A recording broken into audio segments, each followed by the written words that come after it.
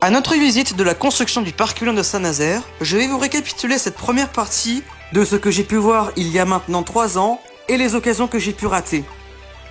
Nous avons fait une croisière sur la Loire et on peut apercevoir des trucs qui peuvent être intéressants et qui peuvent être liés pour le parc éolien de Saint-Nazaire.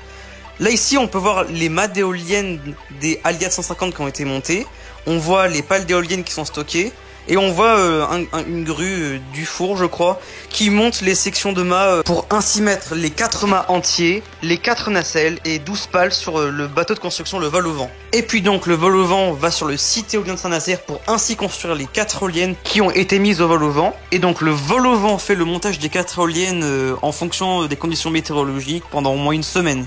Sinon, à part le vol au vent, je peux apercevoir des composants qui ont été stockés sur Saint-Nazaire. Je ne sais pas quel type de hub c'est, mais il me semble que j'avais vu ça. En tout cas, voici l'usine de General Electric Energy. C'est là où on fabrique les composants d'éoliennes pour le parc éolien de Saint-Nazaire. Justement, je vois des nacelles Alliad 150 dans l'horizon. C'est donc sur cette usine de General Electric où ils fabriquent les nacelles et les hubs, tandis que les pales sont fabriquées sur une autre usine à Cherbourg. Mais il faut savoir que la Alliad 150 est une éolienne de conception française, développée originellement par Alstom. Sauf que Alstom Power a été reprise par General Electric en 2016, notamment pour des raisons politiques. Et donc, General Electric ont utilisé la plateforme Alliad d'Alstom pour ainsi faire leurs éoliennes offshore. Et on voit aussi les composants des éoliennes qui sont stockés sur Saint-Nazaire. Mais, en revanche, General Electric, pourquoi vous avez fait ça en 2021 ? Je m'explique. Si je vous dis le prototype du carnet, elle a été démantelée à l'année avant que j'aille faire ma croisière sur la Loire. On est passé devant le site du carnet et il y avait rien, mais juste rien. Je refais vos parcs éoliens 48. Le site éolien du carnet. Le site éolien en question a accueilli le tout premier prototype de la Alliad 150 conçu par Alstom. Ce prototype a été construit en 2012 sur le site. Cette éolienne a notamment battu des records pour l'éolien français. En France, en 2012, l'éolienne avec le plus grand diamètre qu'on pouvait voir, c'était l'éolienne du Carnet. C'était aussi l'éolienne la plus puissante installée de France, avec 6 MW de production. Dans ce temps-là, l'éolienne du Carnet était la plus grande de France avec 180 mètres de haut en 2012 quand même. Le mât de l'éolienne du Carnet fait 80 mètres de haut, mais il y a une fondation de jaquette qui fait 20 mètres de haut, donc on est plus ou moins sur 100 mètres de hauteur moyeu. Cette fondation de jaquette en particulier, et il me semble que c'est la première de France à avoir une fondation de jaquette comme ça. Après un certain moment, l'éolienne, après ses 9 ans de test, l'éolienne a fini par être démantelée, donc la Alliad 150 a été démantelée du site éolien du Carnet, et puis General Electric sur son focus sur l'éolienne Alliad X. Et puis franchement c'est dommage, j'aurais bien voulu l'avoir l'éolienne du site éolien du Carnet, mais malheureusement il fallait que ce prototype soit démantelé. Sinon où est-ce que j'en étais moi ? Ah oui aussi, on a visité le centre éolien du musée Éole, on a vu une grande maquette d'Alliad 150. Il y avait aussi quelques explications au sujet de comment on construit un parc éolien offshore, comment ça fonctionne, etc. Et il y a une salle de cinématique qui est au sujet du parc éolien de Saint-Nazaire et franchement c'est incroyable. Après toute cette visite, maintenant on peut apercevoir les éoliennes de Saint-Nazaire depuis Le Croisic pendant la construction. Il y avait genre 60 éoliennes sur les 80 qui étaient terminées. Puis il y a aussi le site Semref dont je vais en parler un petit peu plus tard. Et mais attends Raph, pourquoi tu t'es pas rapproché des éoliennes de Saint-Nazaire pendant la construction ? C'est que tous les bateaux de visite étaient réservés à ce moment-là. Et donc voilà, c'est en terminant ce premier récapitulatif que la deuxième vidéo au parc éolien de Saint-Nazaire est réservée. Après 3 longues années à attendre, notre visite est enfin réservée. Après la construction et le musée Éole, c'est le moment de faire notre visite sur le parc éolien.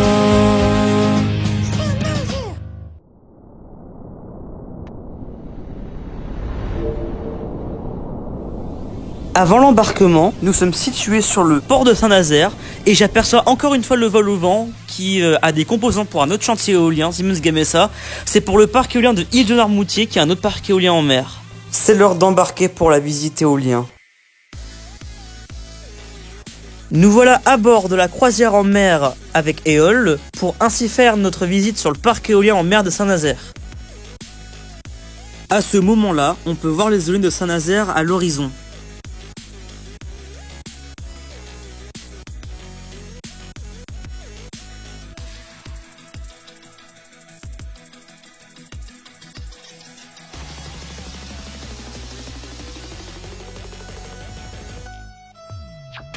Le parc éolien en mer de Saint-Nazaire, c'est 80 éoliennes qui ont été installées sur la bande de Guérande en 2022.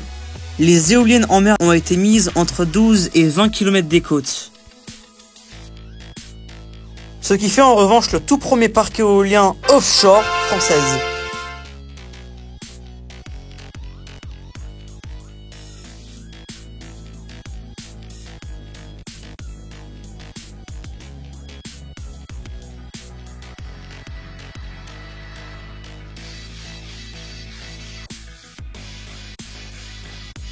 Chaque éolienne mesure 180 mètres de haut en bout de pale par rapport au niveau de la mer. La hauteur du moyeu sur chaque éolienne est de 105 mètres en comptant les 25 mètres de fondation qui sont des monopieux et les 80 mètres de mât d'acier turbulaire. Faut aussi savoir que les fondations monopieux ont été mises entre 12 et 25 mètres de profondeur. On commence à entrer sur le parc éolien en mer de Saint-Nazaire. Et à tribord de moi, je peux voir l'éolienne E15 du parc éolien de Saint-Nazaire. La longueur de la pale fait 73,5 mètres de long pour avoir un diamètre de rotor de 150 mètres.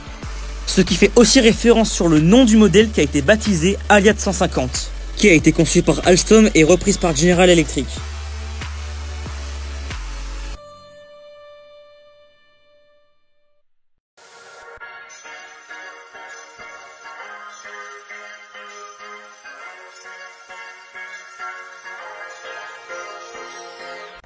La production unitaire en puissance d'une éolienne est de 6 MW, mais la production totale des 80 éoliennes de Saint-Nazaire, c'est 480 MW, ce qui est à peu près équivalent à 20% de la consommation électrique du département de la Loire-Atlantique.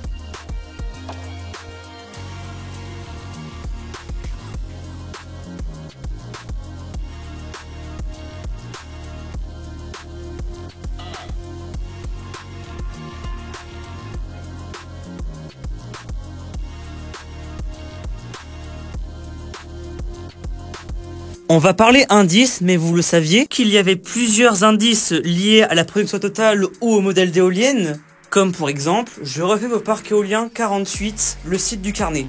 Le numéro 48 du parc éolien était une des références pour la production totale, et le modèle qu'il y avait au site du carnet, c'était le prototype de la Alliad 150, ce qui est en revanche ce gabarit de machine qui a été installé pour le parc éolien en mer de Saint-Nazaire.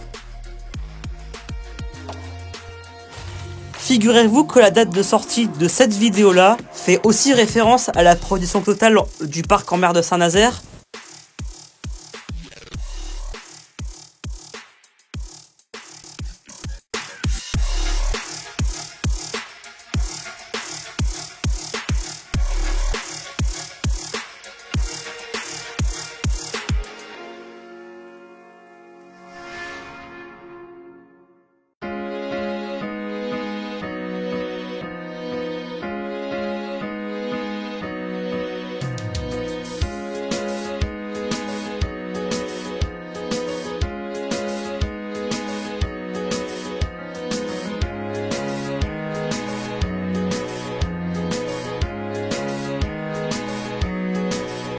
Depuis le parc éolien en mer de Saint-Nazaire, on peut apercevoir le parc éolien de Île-de-Noirmoutier qui est un tout nouveau parc éolien en construction. C'est 61 éoliennes Siemens Gamesa SG 8 mégas 167 pour du 202 mètres de haut en bout de pale. J'aperçois aussi également le site Semrev dont il contient une éolienne, ce qui est la Floatgen, qui est la toute première éolienne, véritable toute première éolienne qui a été mise en mer en 2018. L'éolienne Floatgen est une Vestas V80 qui fait 2 MW sur une tour de 60 mètres pour une hauteur totale de 100 mètres. L'éolienne a été mise sur un flotteur en forme de carré et il a été conçu par Ideol. Bientôt, le site Senvref pourrait accueillir sa deuxième éolienne prototype qui est la Eolink qui sera installée sur le site à partir de 2027.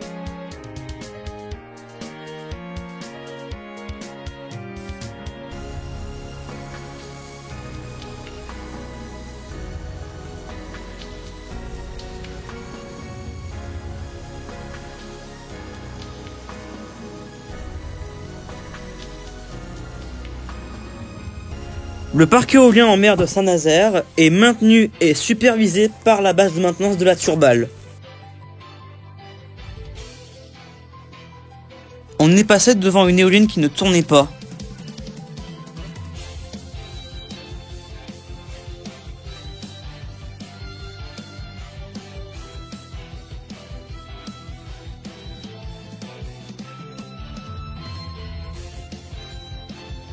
Il y a une chose que je voyais que je n'étais pas habitué à voir, il s'agit du balisage marin sur les éoliennes, dont il s'agit d'avoir une bande rouge sur le mât et une sur les pales, dont moi je n'étais pas habitué à avoir des bandes rouges sur les éoliennes parce que habituellement moi les éoliennes je les vois toutes blanches. Mais c'est le balisage offshore française qui l'impose de mettre des bandes rouges sur les éoliennes.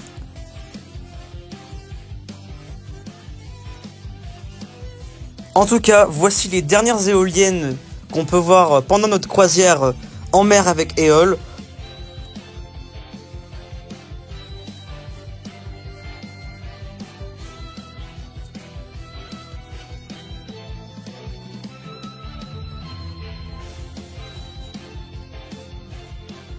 En tout cas, la visite d'un parc éolien offshore m'a quand même étonné et c'est une bonne expérience à vivre en étant que passionné.